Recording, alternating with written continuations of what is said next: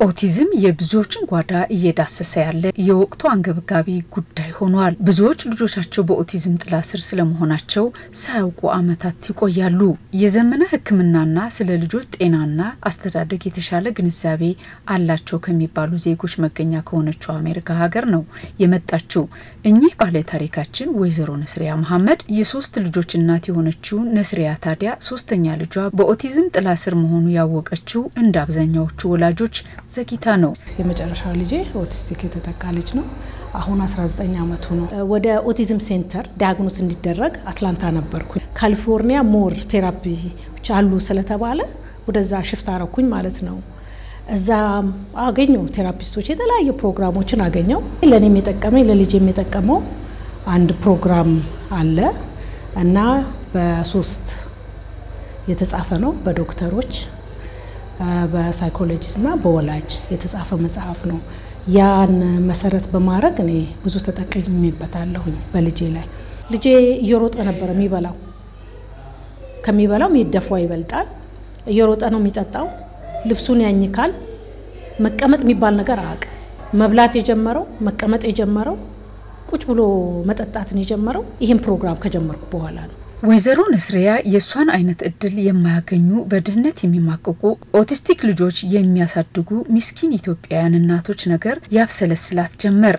ለእረፍት ልጇን ወደ ሀገር ቤት ይዛ በመጣች ጊዜ ለሕክምና ወደ አንድ ክሊኒክ አቀናች። ታዲያ ሐኪሟ ጋር ስለ ህመሙ ሐሳብ ሲለዋወጡ ወይዘሮ ነስሪያ ልጇ ለውጥ ሊያመጣ የቻለበት ምክንያት እንዳወራቻትና ማሳከም ለማይችሉ ኢትዮጵያውያን ስልጠናውን በመስጠት ልጆቻቸው ላይ መስራት እንደሚቻል ተሞክሯን ለማጋራት ፈቃዷን በመግለጽ ከዶክተር ሀዲያ ጋር በጋራ በመሆን በተለያዩ ቦታዎች ስልጠና መስጠታቸውን ትናገራለች።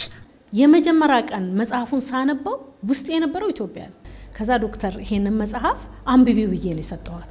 ካነበበችው ወዲያ ነስሪያ ዛሬ ነገ ሳንል ለወላጆች ትሬኒንግ መስጠት አለብን ጊዜ ያለሽ ወይ አለች። ልጇን ለመከታተል በሚል በአሜሪካ ያገኘችውን የቴራፒ ስልጠና ታዲያ ዛሬ ላይ ለብዙ ኢትዮጵያውያን ተርፏል። ከነዚህም ኢትዮጵያውያን መካከል ደግሞ ልጇን የምታስተምርበት ትምህርት ቤት ጭምር ያጣችው ወይዘሮ መሰረት ገዛኸኝ ትገኝበታለች። ማድረግ የሌለበትን ነገሮች እምከለክለው በኃይል ነው።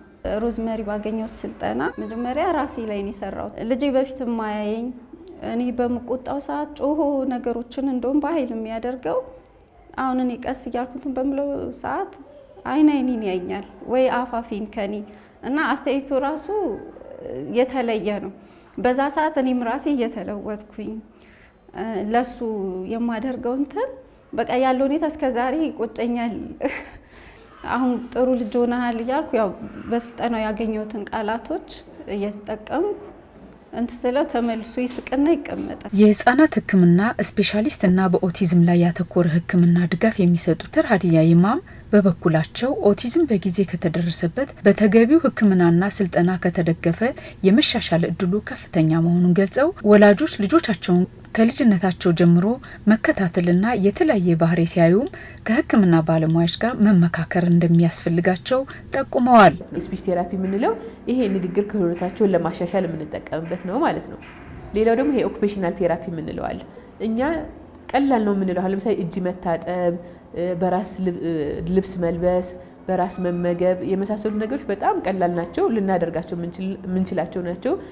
ኦቲዝም ላላቸው ልጆች ግን ያ ነገር ለማድረግ በጣም ከባድ ይሆንባቸው። ማንም ልጃቸውን ሊያቅላቸው አይችልም ከወላጆች በበለጠ ሁኔታ ማለት ነውና ስለዚህ ወላጆችን በደንብ ብናሰለጥናቸው ቤት ውስጥ የሆነ ባህሪያቸውን እንዴት ማኔጅ ማድረግ እንደሚችሉ በደንብ ብናሰለጥናቸው ወላጆቹ ራሳቸው የልጆቻቸው ቴራፒስት ይሆናሉ። ዶክተር ሀዲያ ይማም ኦቲዝም በጊዜ ከተደረሰበት በተገቢው ህክምናና ስልጠና ከተደገፈ የመሻሻል እድሉ ከፍተኛ መሆኑን ገልጸው ወላጆች ልጆቻቸውን ከልጅነታቸው ጀምሮ መከታተልና የተለያየ ባህሪ ሲያዩም ከህክምና ባለሙያዎች ጋር መመካከር እንደሚያስፈልጋቸው ጠቁመዋል።